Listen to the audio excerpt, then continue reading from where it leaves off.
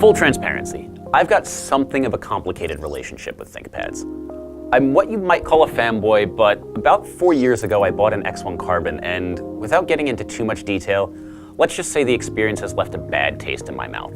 So I'm coming into this review pretty skeptical of Lenovo's quality control. I can't say for sure how it will hold up over time, but I will say this: the X1 Extreme makes one hell of a first impression. It builds on the legacy of the X series and fills a glaring gap in the ThinkPad lineup. It's aimed squarely at a particularly demanding kind of customer, one that wants desktop replacement level performance without sacrificing portability, users normally served by the larger MacBook Pro and XPS models. If you're one of these people, but haven't been swayed by Apple or Dell's offerings, Lenovo just might have the answer.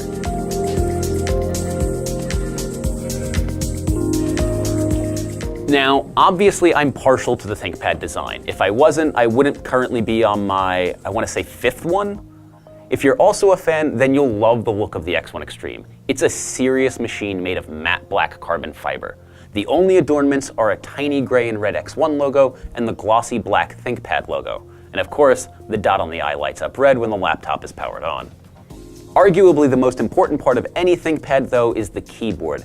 And man, the X1 Extreme's keyboard is just amazing. It's possibly the best keyboard I've ever used on a laptop. The keys have a good amount of travel, they feel wonderful under your fingers, and they have a very slight clickiness.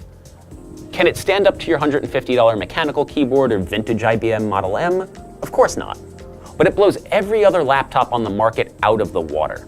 I wrote this entire review on the X1, and frankly, I'm dreading going back to my MacBook Pro.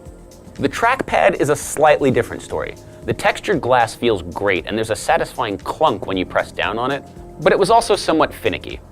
Every once in a while I'd graze it just wrong and the cursor would jump an inch, or I'd be ever so slightly sloppy in executing a gesture and I'd wind up launching Cortana or minimizing all my windows. In general, I like the feel of this trackpad better than my MacBook, but the Windows implementation of gestures isn't as elegant, so we'll call this one a draw. Thankfully, even if you hate the trackpad, you can still use the track point, or as I prefer to call it, the nub. Over the years, it's fallen out of favor as touchpads have steadily improved. Even I shun it most of the time. But I've got to say that using it is still a pleasure and sends waves of nostalgia coursing through me every time I touch it. Am I going to give up the trackpad life to return to a pointing stick? Absolutely not. But I'm glad it's here.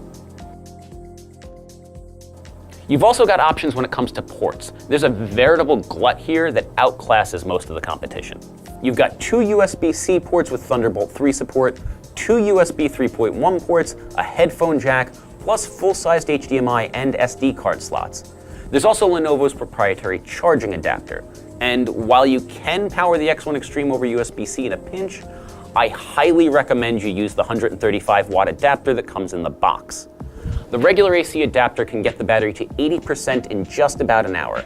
Over USB-C, it took several minutes just to add a single percentage point, so I'd expect it to take well over 2 hours to charge completely. Frankly, you shouldn't wander very far from your AC adapter anyway. Lenovo's track record on battery life has been a bit hit and miss these past few years, and the X1 Extreme is definitely a miss. Lenovo claims you can get up to 15 hours out of it, but I find that impossible to believe. Unless you opted for the lowest spec model, turned the screen brightness all the way down, and left it sitting in a corner untouched. In our standard battery test, looping an HD video at 60% brightness until the laptop shuts down, it lasted just 6 hours and 16 minutes. Now, we haven't been able to run our battery test on either the XPS 15 or the 15-inch MacBook Pro yet, so we don't know just how far short the Extreme really falls. But the Dell comes with a 97 watt-hour battery compared to the ThinkPad's 80. And while Apple is more conservative, promising only up to 10 hours, the company tends to be pretty accurate with its battery life estimates. Of course, part of the reason the battery here drains so quickly is because under the hood are some seriously powerful components. Our review unit has a Core i7-8850H CPU, 32 gigs of RAM, and a GeForce GTX 1050 Ti GPU with 4 gigs of video RAM. And all that horsepower is pushing pixels to a gorgeous 15.6-inch 4K HDR touchscreen that supports 100% of the Adobe RGB color gamut. Whew. In short, it's more laptop than most people need, probably. But you know what? I appreciated all that power. Until recently, I'd been relying on a 5-year-old MacBook Air and that 2014 X1 Carbon I mentioned earlier, so it's refreshing that changing rooms in Slack doesn't bring my computer to a crawl. Now, my normal workload isn't nearly enough to tax the X1 Extreme. Dozens of Chrome tabs, Slack, Evernote, Spotify, Todoist, Photoshop, all running simultaneously didn't cause the system to even blink. Even leaving Ableton Live open in the background didn't slow things down. I don't do a ton of 3D rendering or video editing, but I did my best to push the computer to its limits. I fired up HitFilm Express and piled a ton of 3D effects and filters onto a 2-minute video of my son, and it chewed through it with ease. I also installed Ableton Live 10 and did my best to bring the DAW to its knees. I fired up a drum rack, 2 audio channels, and 5 separate instances of the notoriously CPU-intensive Wavetable virtual synthesizer. Then I added a minimum of 3 effects to each track, including some rather demanding reverb and delay plugins. The PC barely batted an eye. When all 8 tracks were going simultaneously, I'd get some occasional audio hiccups, but they were few and far between.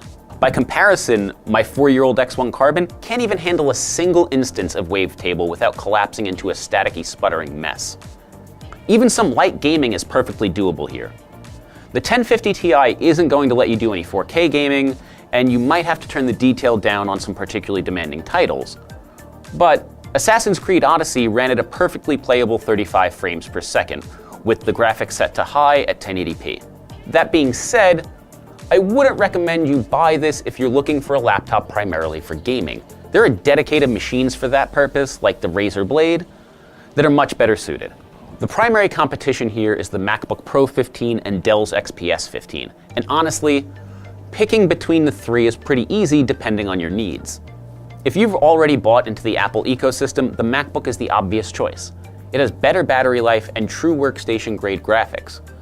But it also costs quite a bit more. The X1 Extreme, configured as we tested it, has a list price of $3,150, though frequent sales mean the actual price is closer to $2,800. A MacBook Pro 15 with matching 32 gigs of RAM and 1 terabyte of storage would cost an eye-watering $3,600. And it has an embarrassing lack of ports. The XPS 15, on the other hand, with nearly identical specs as the X1 Extreme, cost only $2,500. It is a slightly slower Core i7-8750H CPU and isn't nearly as rugged, but it also offers better battery life and is slightly smaller, making it easier to slip into a backpack or shoulder bag. With a starting price of over $1,800, the X1 Extreme is an indulgence, but it's one that might be worth giving into. If you're constantly pushing your PC to its limits both figuratively and literally, then the combination of portability, power, and ruggedness here is tough to beat. And if you spend 9+ hours a day typing away on your computer, the keyboard will seem like a godsend. I'm not gonna lie, I'm still suspicious of Lenovo's quality control, but the X1 Extreme is the sort of machine that could win me back.